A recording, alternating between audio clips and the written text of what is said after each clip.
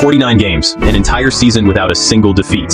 They went unbeaten. It was a feat so audacious, so statistically improbable in the world's most unforgiving league, that it felt less like a record and more like a myth brought to life. A golden trophy, commissioned in their honor, served as the crown. For one shimmering season, they were perfect. They ruled London. Not just North London, but the entire capital. Their dominance was absolute, a footballing monarchy holding court while rivals could only watch from a distance. The city's rhythm beat to the drum of their victories, a relentless tempo of success that echoed from the stands of Highbury to every corner of the metropolis. They played football from the future, while the rest of England watched in awe. This was Arsène Wenger's grand design, a symphony of speed, power, and breathtaking intelligence. While others relied on grit and long balls, Arsenal painted masterpieces with the ball at their feet. It was a revolution in plain sight, a blend of continental flair and athletic prowess that redefined what English football could be. But every empire falls. History teaches us that greatness is fleeting, that the brightest lights eventually dim. The peak is always a precipice, and the higher you climb, the further there is to fall. And Arsenal's collapse would be one of the most shocking the Premier League had ever seen. It wouldn't be a gentle decline, but a sudden, jarring fracture. A dynasty that seemed destined for a decade of dominance would unravel with a speed that left the football world breathless.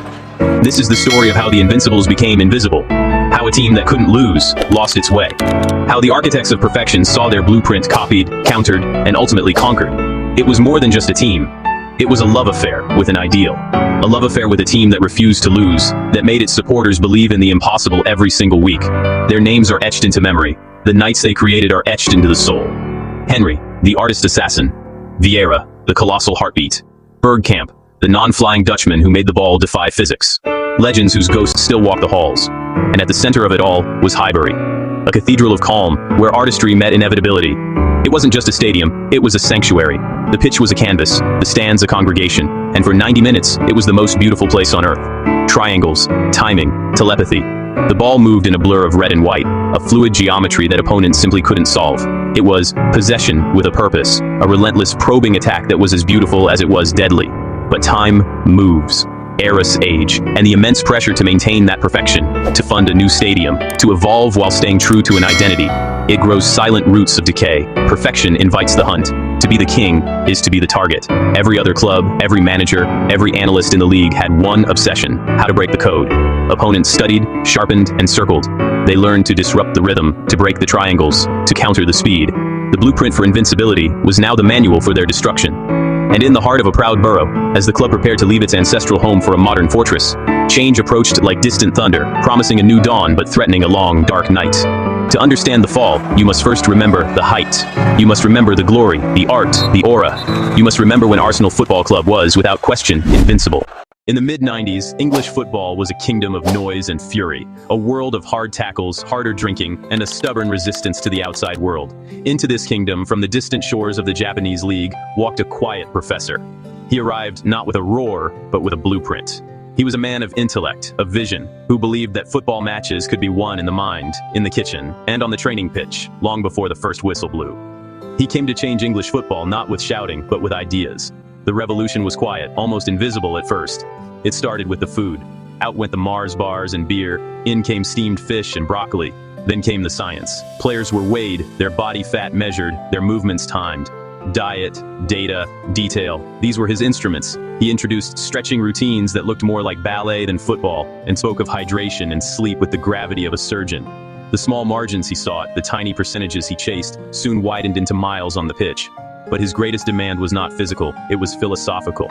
He asked for bravery on the ball, for players to demand possession under pressure, to see a pass where others saw only risk. And he demanded honesty off it.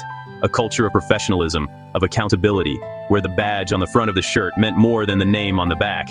He assembled a team of titans, leaders, artists, destroyers, one orchestra. There was the captain, a colossus who patrolled the midfield with grace and menace. The non-flying Dutchman, an artist who could conjure goals from impossible angles.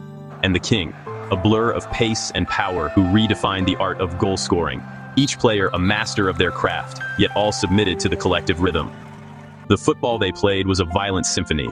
The old English mantra of pass and move was transformed, accelerated. It became cut and carve. A dizzying whirlwind of one-touch passing, of fluid movement, and devastating counterattacks that left opponents chasing shadows. Week after week, a sense of inevitability began to grip the league. The question was not if Arsenal would win, but how. The ball moved quicker than fear, passed between red and white shirts with a telepathic understanding. But this was not just silk. There was steel, too. A defensive spine forged in defiance that refused to yield. In the marble halls of Highbury, the old ground learned new words for joy, its foundations shaking with a new kind of belief. The season ended, 38 games played, and not once were they beaten. A feat not achieved in over a century. Immortality, etched in gold. The aura became a weapon in itself. Teams arrived at Highbury already beaten, not by 11 men, but by the very idea of Arsenal. This was a team of giants, where responsibility was wrapped around every sleeve. A calm conductor, leading a violent symphony. It was a perfect season, a moment of flawless beauty. If you lived it, you still feel the warmth of that golden sun. It was the highest of heights, a peak so magnificent that no one dared to look down. But warmth can make you forget the coming cold. And from such a summit, the only way is down. Next season, the league sharpened its knives, fouls strategic, tackle statements. Bodies felt the tax of invincibility. Space shrank. Patience became currency. Chaos favored the hunter, not the artist. Margins turned mischievous. Calls went against. Tempers rose. Leadership asked for ice, got fire.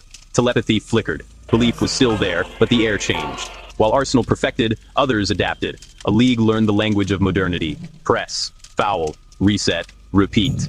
The fight moved to places where beauty slips. Unbeaten teams aren't just chased, they're hunted.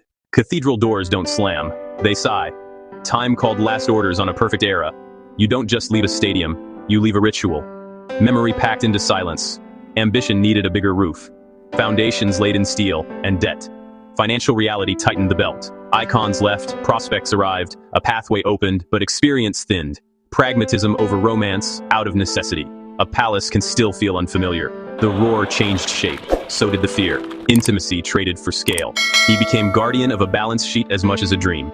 The future arrived, and it asked for sacrifice. Key legs buckled, rhythm broke, rehab days replaced match days. Some moments scar a club beyond the 90. Courage stayed, fortune didn't. Trust in the body turned fragile. Leaders departed, promise arrived, potential wins tomorrow. Titles demand today. Every sale felt like a stitch undone, weight of history on untested shoulders. Development hurts in real time. When Invincible becomes vulnerable, doubt multiplies. From titles to top 4, ambitions resized. The bus rides grew longer, the songs fewer. Belief never left, but it learned patience. He carried the weight, so the club could keep walking. So how does an empire crumble? There's no single villain in this story, no lone assassin. It's never that simple. The end of the Invincibles era wasn't an event, it was a convergence. A slow, creeping confluence of forces, some visible, some hidden, all pulling in the same direction. It was the perfect storm, gathering on the horizon just as the celebrations were dying down. First, and perhaps foremost, finance framed the choices. The move from the hallowed, intimate grounds of Highbury to the sprawling, state-of-the-art Emirates was a necessary leap into the future, but it came at a staggering cost. The debt incurred was a constant, silent pressure, forcing a new era of austerity. While rivals, newly enriched by billionaire owners, could spend freely, Arsenal had to sell to buy. The club's financial reality dictated a transfer policy built on prudence, not power. And as the financial landscape shifted, so did the tactical one. The beautiful, fluid football that had made Arsenal untouchable was being studied, dissected, and countered. Tactics evolved around them, then ahead of them. New systems emerged, more physical, more direct, built on aggressive pressing and rapid transitions. The intricate patterns that once seemed unstoppable now found themselves suffocated by organized, relentless opposition. The game was changing, and the artists were being swarmed by athletes. Then there was the cruel, indiscriminate hand of fate. Chance met bone and ligament. Key players, the very fulcrums of the team, were struck down by devastating injuries at critical moments. The loss of Diaby, the horrific break for Eduardo, the persistent issues for Van Persie. Each incident was more than just a setback. It was a tear in the fabric of the team, a disruption of chemistry and momentum from which it was increasingly difficult to recover. In this new home, the very identity shifted to house a bigger dream, a more sustainable future. But something of the old soul, the Highbury roar, was inevitably left behind. Yet, what they built did not vanish. It multiplied. That revolutionary style became a dialect for a generation of players and coaches. The future they ushered in, one built on technical excellence, intelligent movement, and brave possession-based football, became the standard. You can see its DNA in teams all across Europe, a testament to its enduring influence. Because the spirit of a club is not contained in a trophy cabinet, its tradition handed down, not locked away. It lives in the stories told on the walk to the ground, in the shared memory of a perfect goal. Clubs outlast cycles. They endure barren spells and celebrate renaissances. Arsenal's promise was never just about achieving perfection. It was about the courage to strive for it, to fail, and to try again. If you were there, if you witnessed that season of impossible grace, you still hear the chant on the wind. It's a frequency that never fades. Seasons turn, whistles blow, hope resets. The Invincibles did not disappear. They became immortal. They became the standard to chase, the ghost in the machine that drives every new generation to ask, why not us? Empires fall, dynasties end, but identities endure. The belief in beautiful football, in courage, in class, that is the inheritance. North London forever. The vault's closing. Subscribe now.